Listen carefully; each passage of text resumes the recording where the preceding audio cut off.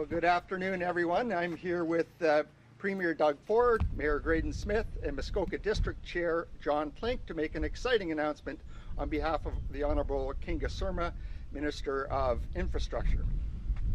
First of all, I must say it is a pleasure to see all of you in person instead of on my computer screen, and I look forward to more of these events, in-person events, this summer.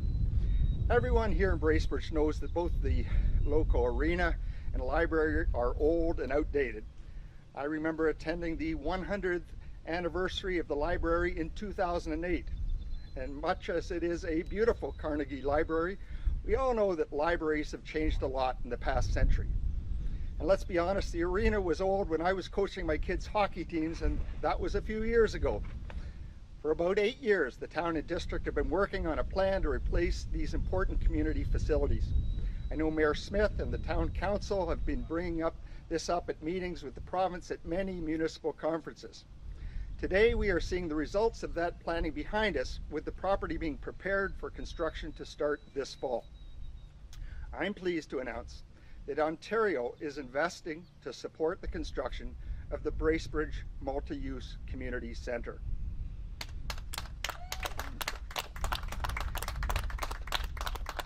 Thank you. This new community center will replace Bracebridge's arena and library with a new, accessible and integrated recreational facility for all residents to enjoy. The multi-use community center will include a 1,000-seat arena, a modern public library, a community hall, an accessible indoor multi-use field house with a double gymnasium and walking track, and ample on-site parking. Surrounding the community center will be outdoor play spaces and beautiful trails. While the town of Bracebridge is funding the arena, the provincial funding will allow all the other parts of the facility, including the library and field house, to go ahead now as well. I think this is a great design that will make it much easier for parents who have to juggle their children's activities. One child can be at skating lessons or hockey practice, while another is doing their homework in the library, all in one place. By investing in local projects here in Bracebridge and across the province, Ontario is helping to create stronger and healthier communities, create jobs, and contribute to our province's economic recovery and growth. I'm pleased that residents of Bracebridge will benefit from this investment for years to come. And I personally am looking forward to playing hockey in the new arena. I'd like to thank Mayor Smith and Chair Klink for their efforts to bring this important project to life for the people of Bracebridge. Thank you, and it's now my honor to welcome Premier Ford to Muskoka and to the platform here. Premier Ford. Well, it's great to be up in Muskoka, and it's great to be here in Bracebridge, and thank you so much, Norm, for that introduction. Anyone who lives around here knows that the champion MPP, Norm Miller, is for the people in Parry Sound, Muskoka. His family's been working on your behalf for decades, and you won't find anyone more committed to this area.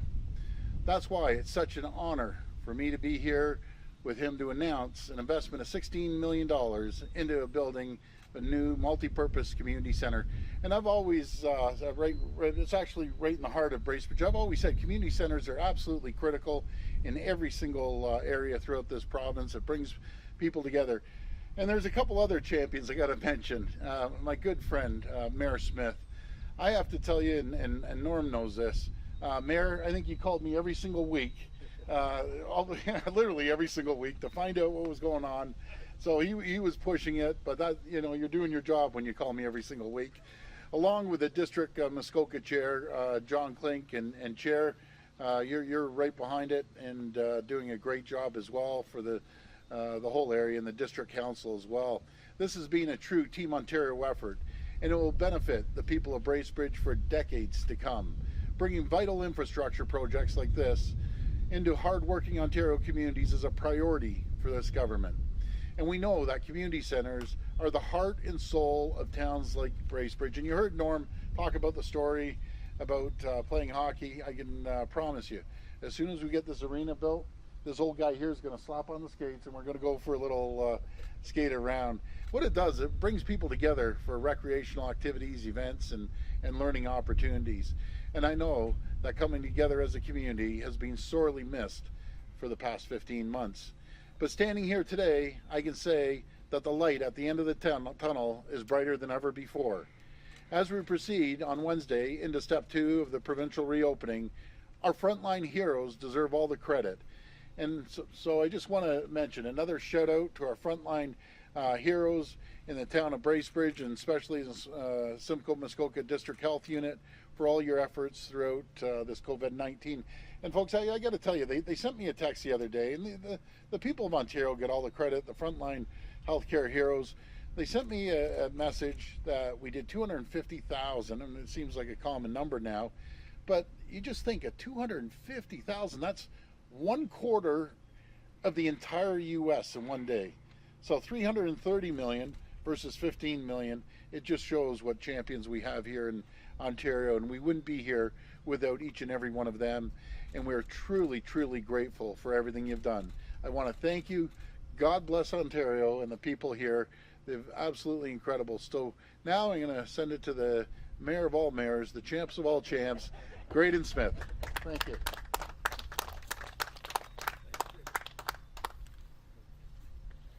Well, Premier, to be fair, I think I gave you a couple of weeks off from my calls over Christmas and New Year's. But to Premier Ford and our distinguished guest today, MPP Miller, District Chair Klink, I welcome you all to Bracebridge on behalf of council, staff, and most importantly, the citizens of Bracebridge and the communities throughout Muskoka.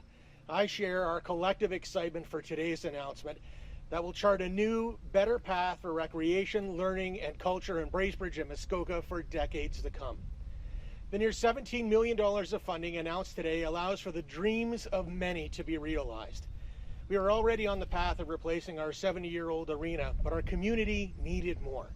It needed a new library, a modern, accessible, state-of-the-art facility to replace 110 years of wonderful history at our current location.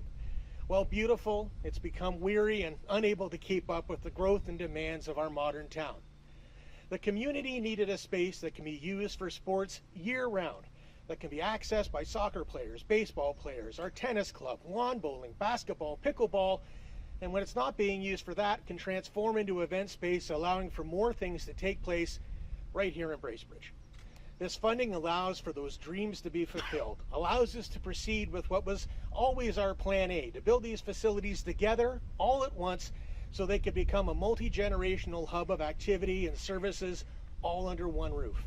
A 1,000-seat arena, a modern public library, an indoor multi-sport field house, community auditorium, outdoor play areas and trails, and someday even another ice surface when the need and time is right. We were on a path to some of it, not knowing when we would get a chance to have all of it. Thank you again to the Premier and the province for their generosity and recognition that this project is a game changer. We would not be here today if it were not for the incredible hard work of a lot of people over a very long period of time. Our first meeting started taking place just after I was elected mayor over 10 years ago, and we've worked together as a community to dream, discuss, and design. Thank you to all who've contributed to what begins today. Thank you to our steering committee, Councillor Chris Wilson, Councillor Mark Quemby, Councillor Archie Bowie, Library Board Chair Barb Hutchinson, Library CEO Catherine Rodney, Director of Finance Paul Judson, and a very special thank you to two people that have led this project on the staff end tirelessly. Our Director of Recreation, Cindy O'Regan, who may have woke up with a smile on her face today for the first time in a long time, and CEO Stephen Reddy, who may have slept last night for the first time in a long time. I also want to recognize and thank our former CAO, John Sisson, who retired last year and for more than a decade guided town staff and this project through a lot of stages. Thanks also to our amazing external team at MJMA Architects, Colliers Project leaders and their associate firms, and to all those that have served on the library board, library and town staff, and various stakeholder groups over the past decade. Lastly, to Cindy and Molly Goebel, whose incredibly generous donation of these 20 acres is allowing this project to take place in the urban core of our town. I'm forever grateful to you for this generous gift. As you can see, we've got equipment ready to get out here today from Fowler Construction, an amazing local company that will be doing the site work, putting locals to work right here to kick this project off. And you should know that not only did they come in with the price under budget to do that work, but also with a $250,000 donation towards construction. Thank you, Larry and John, for your incredible support. We've got a lot more fantastic support announcements coming in the very near future. Stay tuned. There's more good news on the way. But today, thanks Premier Ford, thanks members of the provincial government for your incredible support for Bracebridge and for Muskoka. And now I'd like to introduce District Chair John Klink. Good job. Well done. Very well done. Well, good afternoon, everyone. And following those three distinguished gentlemen makes my task very easy. But I, in addition to welcoming the Premier once again to Muskoka, on behalf of my colleagues at Muskoka District Council, always a pleasure, Premier, to have you with us. And Premier, it has undoubtedly been a difficult 15 months for all of us. And I feel compelled to thank you and your colleagues and your staff throughout the province of Ontario for your leadership and the tremendous work that you have done on behalf of all Ontarians and Canadians in this pandemic. You know, the Premier is an exceptionally busy man, and for him to find the time to join us here in Muskoka to make this announcement on behalf of the town of Bracebridge, to me is very special, and I know it's very personally special to the Mayor and his council. So Premier, thank you very much for attending, and Mr. Miller, thank you as well for all that you have done in the work towards this announcement today. I feel compelled to offer my congratulations to the town of Bracebridge, to you, Mayor Smith, and your councils. This has been a project that you've been working so very hard with your staff on for all of my time as the district chairman, and I compliment you on not only what you have arrived at, but the process you've undertaken to ensure the community played a significant role in the thought process behind what will be built behind us. So congratulations to you, your worship, and your community.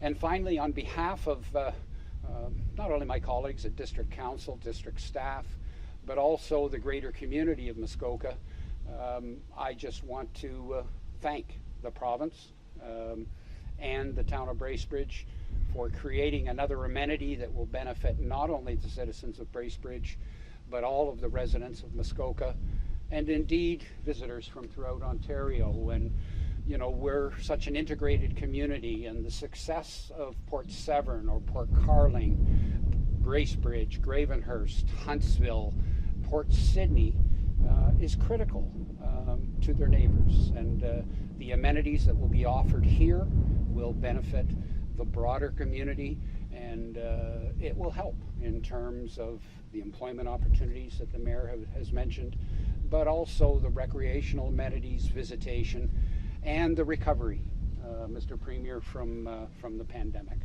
So once again, thank you, sir, for attending. Thank you for your government support. And I would be remiss if I didn't conclude with, beyond the thanks for your work in the pandemic, I have to say that we should all take note of the fact that virtually all of the business, certainly of the District of Muskoka, which I'm most familiar with, has not lost a beat throughout the pandemic. And that is a tribute to not only the funding that's been provided to municipalities across Ontario, but also the resources, Mr. Premier, that you've provided to all municipalities across Ontario. And for that, on behalf of all of our citizens, we're exceptionally grateful. So thank you, sir. Thank you. Thank you so much, Chair. Okay. We'll take questions from the media, one by one, from the microphone. Each person will get one question, one follow-up, please. And we'll start with James from your TV. Thank you. Hi, Premier. Hi, James. How are you doing? Good. How are you? Good. First of all, thanks very much for this. I know we were a little disappointed when we didn't get the federal provincial funding, and so it's very exciting this community is now getting the funding it needs. Yeah, that's exciting. I want to just go away from this for a second, Premier, and talk about Canada Day. There's been a lot of calls, especially from Wausau Mohawk Territory, to not have any fireworks, not have major Canada Day celebrations. Our Prime Minister as well is moving in that direction. What are your thoughts on this? Well, I think it's time for Ontarians to reflect on what has happened to the First Nations communities in the past for decades and decades, and it's an absolute tragedy. Our heart breaks for their communities. The province, I get it. That's not our jurisdiction, but we're there to support them. We're there to support them with any resources, anything they need. I've talked to numerous chiefs around the province, and we'll be there for them. I know we put out $10 million, but we're going to be there to support them any way we can. And I just ask Ontarians to reflect over Canada Day on what has taken place. And I just want everyone in the First Nations community right across Ontario and Canada to know that we have their backs. And just as a follow-up, in terms of COVID-19, we're moving into stage 2 this Wednesday.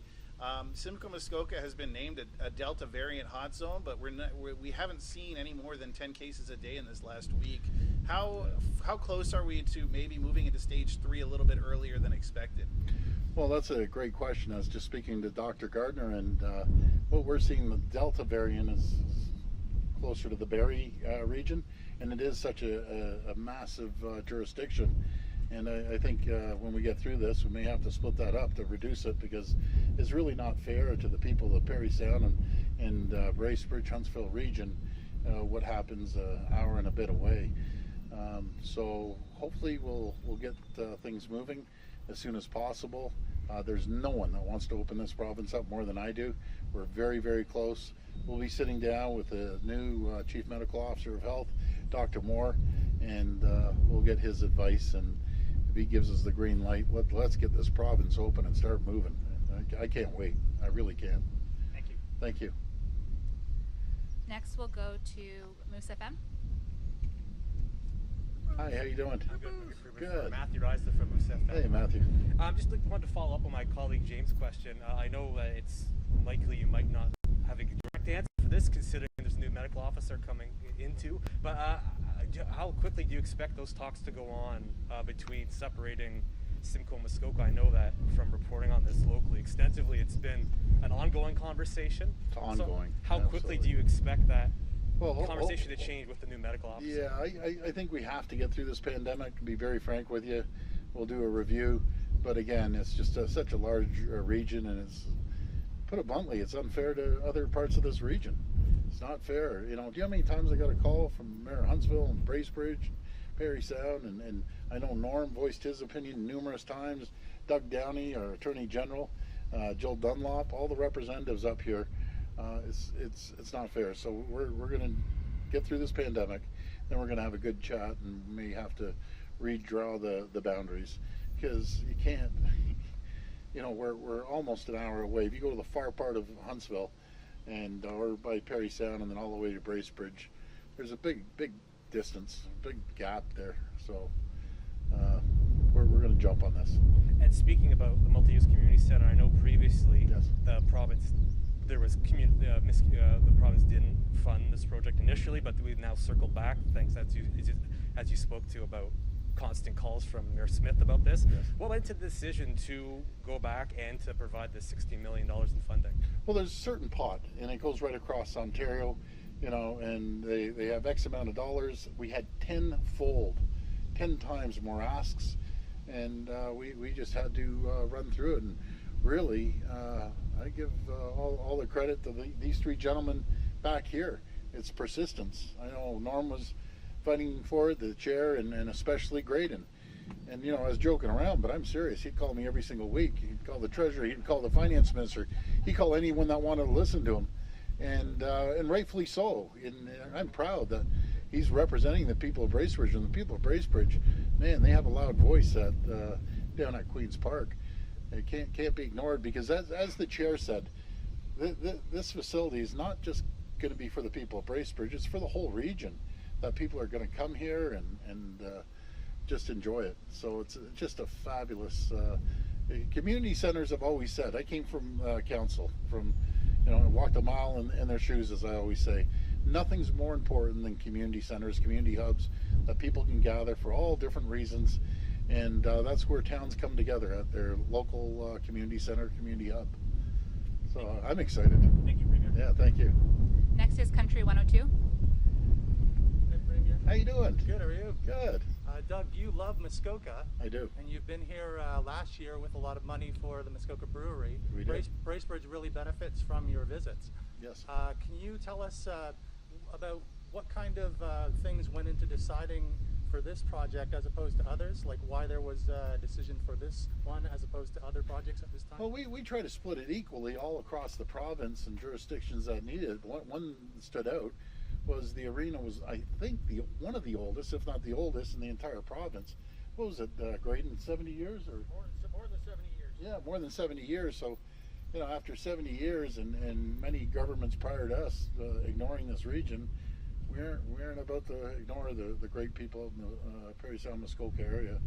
We want to be there to support them, and I know we did some great work in Parry Sound up by the airport as well. That Norm was a big advocate of that. So this is a really booming area.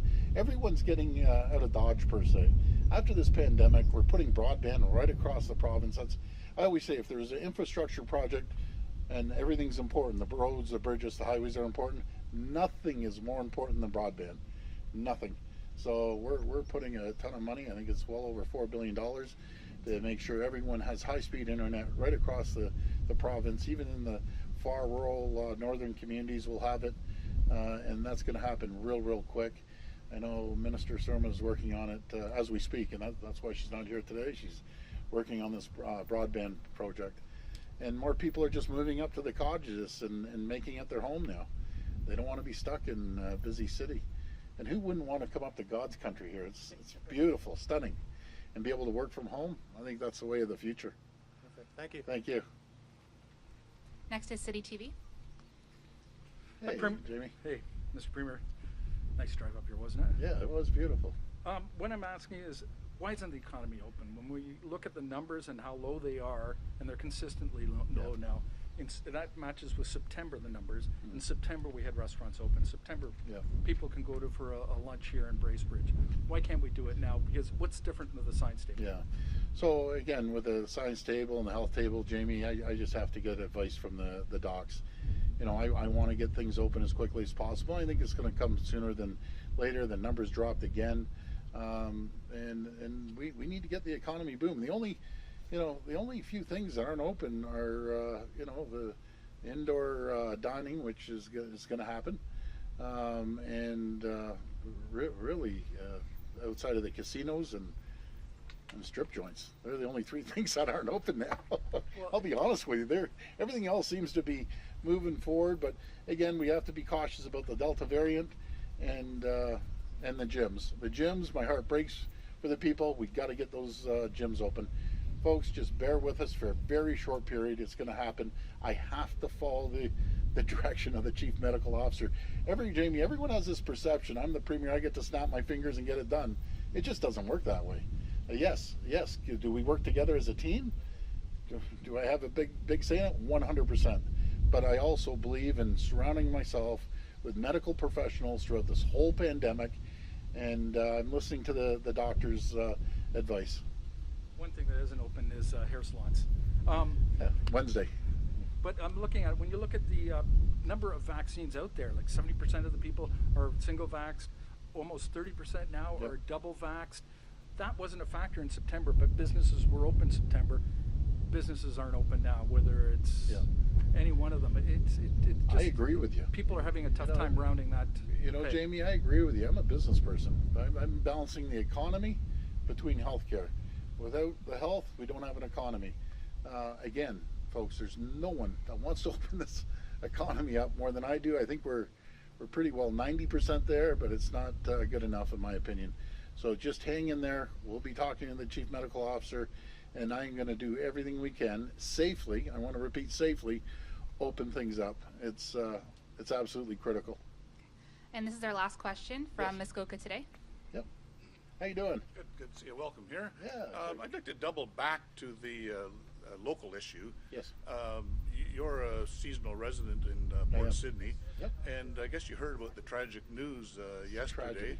And I just wonder, is there anything that the province can do to help the municipalities, specifically Huntsville and or Muskoka, for that site? Obviously, you know the site.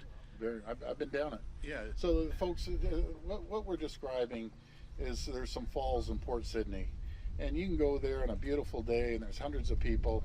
My kids have gone down these falls. If you're going, please wear a life jacket. Am I not wrong? Almost every year someone dies there. Almost every single year, someone dies and drowns there. You know, the only thing is, I'm thinking of having a lifeguard if it's that busy, because I live down the street, and I'm not exaggerating when I say upwards to 100 people on those rocks there, and they're going down these falls, and at the end of it, there's a whirlpool, and it will suck you down to a certain degree, and you can't get out. So anyone that's not wearing a life jacket, you're taking your life in your hands, and it's heartbreaking. So wear a life jacket. You know, I wouldn't even mind pitching in for a lifeguard if for whatever it cost, a few $1,000s throughout the summer. I'd be funding. I think it's still the town of Huntsville. You guys are right in the middle, Bracebridge and Huntsville, but even the town of Muskoka, to put a lifeguard there. It's dangerous, and people don't realize how dangerous and how strong that current is. But it's just heartbreaking to lose two young people for what? Because they didn't. It was terrible. You didn't know them, did you? No. But it's a shame because the people come from all over the place, and they don't realize how powerful that is.